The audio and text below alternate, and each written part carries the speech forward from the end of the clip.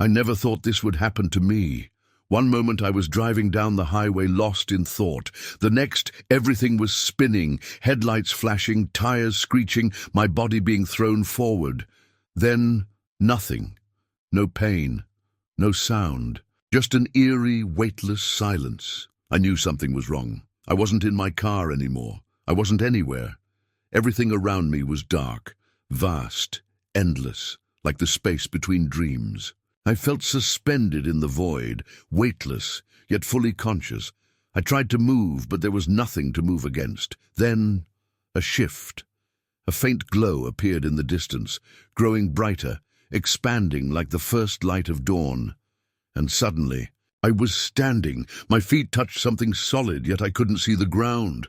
The air was thick with an unfamiliar energy, heavy, electric, almost sentient. I wasn't alone. Shapes flickered in the periphery, silhouettes shifting, merging, dissolving before I could grasp them. My breath, or whatever I had in this place, caught in my throat. I turned, heart pounding in a body I wasn't even sure I still had, and then I saw her. A figure stepped forward, emerging from the glowing mist. She was radiant, ethereal, yet unmistakably her, Princess Diana. My chest tightened. It didn't make sense. It couldn't be real. But there she was, standing just a few feet away, watching me with the same warmth and grace I remembered from decades ago. I whispered her name, barely believing my own voice. Diana. She smiled, but there was sadness in her eyes. I've been waiting for you, she said. I felt frozen, my mind racing. How was this possible? Was I dead, dreaming? Had my accident killed me? Diana took a step closer, her presence calm yet urgent. You're not supposed to be here. Not yet. I swallowed hard. Then why am I here? She hesitated. For the first time, I saw something flicker across her face. Concern, fear. Because you need to know the truth, she said, before it's too late. A chill ran through me, deeper than anything I had ever felt in life. The truth? What truth? I asked. Diana's expression darkened, and she glanced over her shoulder as if checking for something or someone. They never wanted you to know, she said, lowering her voice. Just like they never wanted me to know. The energy around us pulsed. Something was changing. The mist swirled faster, and the shadows in the distance seemed to close in. Diana took my hand, gripping it tight. Listen to me. I don't have much time. Her voice trembled, but her grip was firm, almost desperate. You have to remember what I tell you. And then she began to speak. Diana's grip on my hand was firm, warmer than I expected, more real than anything else in this strange in-between place. My thoughts swirled in confusion. You're not supposed to be here, she repeated, her voice barely above a whisper. I swallowed hard, my heartbeat, or whatever I had in this state, racing. Then why am I? She hesitated. Her eyes, filled with a mixture of sorrow and urgency, darted to the shifting mist behind her. Because, she finally said, you needed to see for yourself. A strange energy rippled through the space around us. The glowing mist seemed to pulse, as if it were alive. Shadows flickered within it, indistinct figures, watching, waiting. The weight of their unseen presence pressed against my chest. See what? I asked, my voice barely steady. Diana sighed, letting go of my hand. As she stepped back, something changed. The air turned heavier, thick with something I could only describe as a presence. The void around us darkened, and suddenly we were somewhere else. No longer floating in nothingness, I was standing in a vast, dimly lit room. At first, I didn't recognize it. The walls were high, adorned with old, ornate paintings. A grand chandelier hung from the ceiling, its light weak, almost struggling against the shadows. Then realization struck. I had seen this room before, on television, in newspapers. It was inside Buckingham Palace. I turned to Diana, my breath catching in my throat. How is this possible? I asked. Why are we here? She didn't answer right away. Instead, she walked toward the center of the room where a large wooden desk stood, covered in papers, documents, secrets. "This," she said, "is where it all started." My mind raced. The weight of history pressed down on me. Diana, the people's princess, standing here again. Was this a memory, a vision, a warning? Before I could ask, she continued, her voice steady but laced with something deeper. "I was never supposed to know the things I did," she said. "And once I found out, I was never supposed to leave. My blood, or whatever coursed through me in this place, ran cold. Diana." I hesitated, afraid of the answer. "Are you saying they wanted you gone?" Her blue eyes locked onto mine. "You already know the answer," she said. The room seemed to shift, the shadows stretching, growing taller. Something or someone was approaching. Diana tensed. "We don't have much time." She turned back to the desk and picked up a single document, sealed with a royal crest. The air around us pulsed as if reality itself resisted what she was about to show me. "Look," she urged, handing it to me. "But remember, some things are more dangerous to know than to forget." I reached for the document, fingers trembling. And then, a sudden, deafening crash. The chandelier shattered, the light disappearing in an instant. The walls groaned as if the very foundation of the palace was collapsing. The shadows rushed forward, consuming everything. Diana grabbed my arm, her voice urgent. "They've found us!" My heart pounded. "Who?" "The ones who don't want you to remember." The space around us ripped apart, the palace vanishing in a violent storm of darkness. And suddenly, I was falling back into my body. I gasped as I slammed back into my body. The weight of existence rushed over me, the sting of air filling my lungs, the pounding of blood in my veins, the sharp, sterile scent of a hospital room. Machines beeped wildly. Voices murmured somewhere in the background. My skin felt cold, drenched in sweat. I was alive, but something was wrong. My mind was reeling. Had it been just a hallucination? A dream born from the trauma of my accident? But I remembered everything. The weight of Diana's words, the haunting intensity of her eyes, the suffocating darkness that had swallowed us whole, and the document, the sealed envelope she had handed me. The one I never got to read. I sat up too quickly, my head spinning. A nurse rushed over, her expression shifting from concern to alarm. "You shouldn't be moving yet," she said, pressing me gently back against the pillows. I barely heard her. My hands trembled as I whispered, "She was there, Diana was there." The nurse froze. A flicker of something, hesitation, fear, crossed her face before she quickly regained her composure. "You suffered a traumatic experience," she said carefully. "It's normal to have visions." I shook my head. No. This wasn't just a vision. Diana had tried to tell me something I wasn't supposed to know, and now the ones who didn't want me to remember knew that I did. Hours later, I was discharged from the hospital with strict instructions to rest. But how could I? My mind was a storm of questions, and my body still carried the lingering chill of the void I had crossed into. I needed answers. I needed to find out what Diana had discovered before she died. Back home, I locked my doors, pulled my curtains shut, and sat in the dim glow of my laptop screen, digging through everything I could find.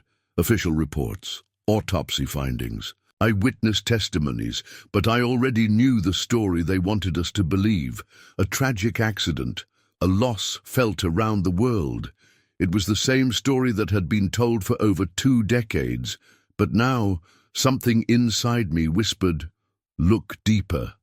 And then something strange happened. Just as I clicked on an article about Diana's last days, my screen glitched. For a brief second, the page was replaced with something else. A black background, bold white text in the center. "Stop digging." Then, just as suddenly, it vanished. I stared, my breath catching in my throat. Had I imagined that? Or was someone watching me? That night, sleep was impossible. Every time I closed my eyes, I saw her face, her urgent gaze, her warning, and then something pulled me under, not into sleep, but into something else. I was back in the void. The mist surrounded me again, swirling like a living entity, but this time it felt colder, heavier, darker, and then she was there. Diana stood before me, her figure less radiant than before, her presence burdened by something unseen. "They're watching you," she said without hesitation. "They know you saw me." I swallowed, trying to steady my voice. "Who are they?" Diana didn't blink. "The ones who silenced me." A chill rippled through me. "You mean you weren't supposed to die that night?" She gave a sad smile. "No, it was never meant to happen that way." Her voice softened, but the weight of her words was suffocating. "I found out things I wasn't meant to know," she continued. "Things about the world, about the people who control it, about the lies they tell." Her image flickered for a brief moment, as if something was trying to pull her away from me. "They orchestrate everything," she whispered. "They decide who rises, who falls, who lives, and who doesn't." I felt my chest tighten. "Who are they?" She hesitated. Then she said a name that made my blood run cold. I had heard it before. In hushed conspiracy theories. In dark corners of the internet where people spoke in riddles, warning that certain forces operated above governments, above royalty, above everything. And Diana had discovered them. She had gotten too close to the truth, and they had silenced her. "You need to stop searching," she said, stepping closer. "If you don't, they'll come for you too." The space around us shuddered. The mist thickened. I felt a force, something unseen, something dark, pulling me away from her. "Diana!" I reached out, but she was already slipping into the abyss. She fought to stay, her voice trembling. "Remember the name," she gasped. "Find the document. It's still out there." Her last words sent a bolt of ice through my veins. I wasn't the only one. They silenced. Then a rush of shadows, a deafening roar, and I was ripped away. I woke up gasping. The sensation of being pulled from the void still clung to me, like icy tendrils wrapping around my skin. My hands trembled as I reached for the bedside lamp, my heartbeat hammering against my ribs. I was back, in my apartment, in my bed, but the air around me felt wrong, as if something had followed me back. I sat there for a long time, my mind racing with what I had just experienced. Diana had spoken to me again. She had given me a name. She had warned me. And she had said something that sent a deep, paralyzing chill through me. I wasn't the only one they silenced. I swallowed hard, rubbing my arms to shake off the lingering cold. Was this just a hallucination? A side effect of my near-death experience? Or was it something more? I needed answers. I reached for my phone, opening my browser. The name Diana had whispered was burned into my mind. I typed it into the search bar, my fingers stiff with adrenaline, but the moment I pressed enter, my screen went black. For a split second, I thought my phone had died. But then a message flickered onto the screen. Just 3 words. "Stop. This. Now." I froze. A sharp knock at my door shattered the silence. I jolted upright, my heart slamming against my ribs. Who would be at my door at this hour? My stomach twisted as I glanced at the time. 3:17 a.m. Another knock. Louder this time. More urgent. I hesitated. Every instinct in my body screamed not to open it. Then my phone vibrated. A new message appeared. "Don't answer, they're listening." A rush of ice coursed through my veins. Who sent this? I didn't recognize the number. It was just a blank screen. No name, no profile picture. The knocking stopped. Then the sound of footsteps fading away. I barely breathed, my hands gripping my sheets. What the hell was happening? The next morning, I woke up to a flood of missed calls and emails. Then, just as suddenly, they were all gone. Every message, every notification, every single piece of digital proof that something had happened. It was like someone had erased them. I grabbed my laptop, trying to research Diana's final days again. but every website I had visited was now inaccessible. Page not found. Error 403. Access denied. The deeper I tried to dig, the more I felt the walls closing in around me. Then my phone rang. A blocked number. I hesitated before answering. Hello? Silence. Then a click, like someone hanging up or someone listening. I threw my phone onto the bed, my pulse racing. This was real. Someone was watching me, and if Diana was right, if she had been killed because she uncovered something she wasn't supposed to, then I was in danger too. Days passed. I barely slept. Every time I closed my eyes, I saw Diana's face, her desperate warning, the darkness pulling her away. I wasn't sure if it was exhaustion, paranoia, or something worse, but strange things started happening. My emails would vanish the moment I read them. Phone calls would drop before I could answer. At night I swore I saw shadows moving outside my apartment. Then, one evening as I was watching the news, the screen glitched. For half a second, an image flashed. Across it, Diana's face. It wasn't an old interview. It wasn't archived footage. It was her, staring directly at me. Then the TV cut to black. I nearly knocked over the coffee table, scrambling for the remote. My hands shook as I pressed buttons, trying to turn it back on, when the screen flickered. Back the news anchor continued speaking as if nothing had happened. But I had seen it. She was trying to reach me. Even now, the breaking point, I couldn't stay silent anymore. I needed to talk to someone. I tried calling an old friend, someone I trusted, someone who had known Diana personally. They didn't pick up. But a few minutes later, a message came through. Don't contact me again. My stomach twisted. Another name on the list of people who knew too much but were too afraid to speak. Then I received one final message from the same unknown number that had warned me before. You have a choice. Walk away, or keep digging and disappear like her. I dropped my phone. Every part of me wanted to stop, to pretend I had never seen her in that place, between life and death. But then I thought about her words.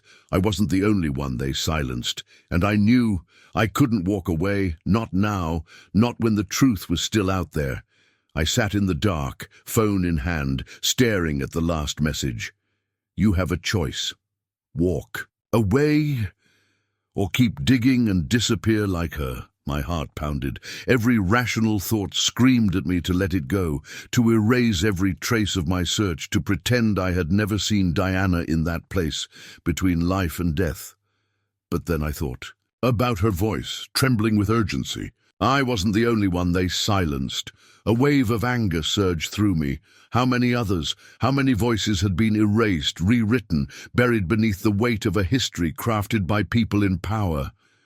Diana had risked everything to seek the truth, and she had paid the ultimate price.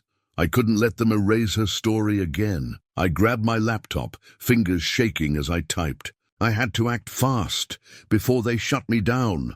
I started with everything I remembered, every detail, every warning, the name Diana had given me, the shadows that tried to pull her away before she could say more. Then I went deeper. There had to be something, some proof left behind. Diana had said, find the document, it's still out there.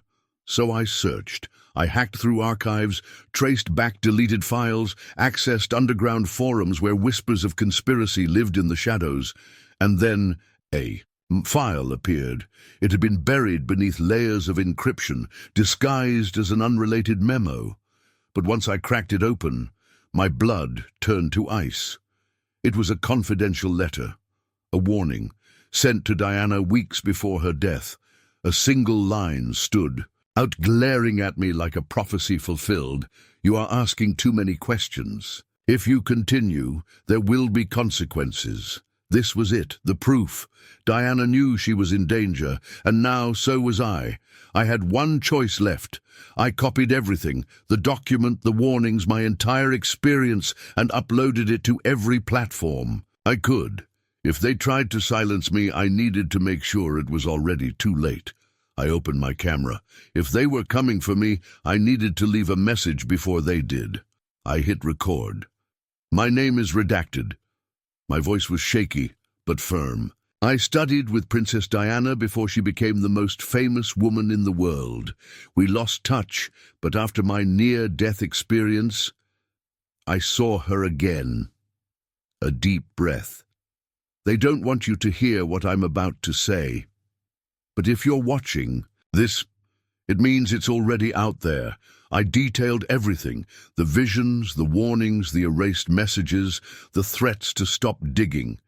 I showed the document, I exposed the cover-up, and finally I looked into the camera one last time. If anything happens to me after this, you'll know why. A long pause. Now you have the truth. I hit upload, and then I waited. It didn't take long. Within minutes, my internet connection cut out. Then a knock at my door. Not urgent, not loud, just deliberate, like they already knew I wouldn't run. I stood up, my heart hammering. My fate was sealed. But one thing was certain. The truth was already out, and this time they couldn't erase it.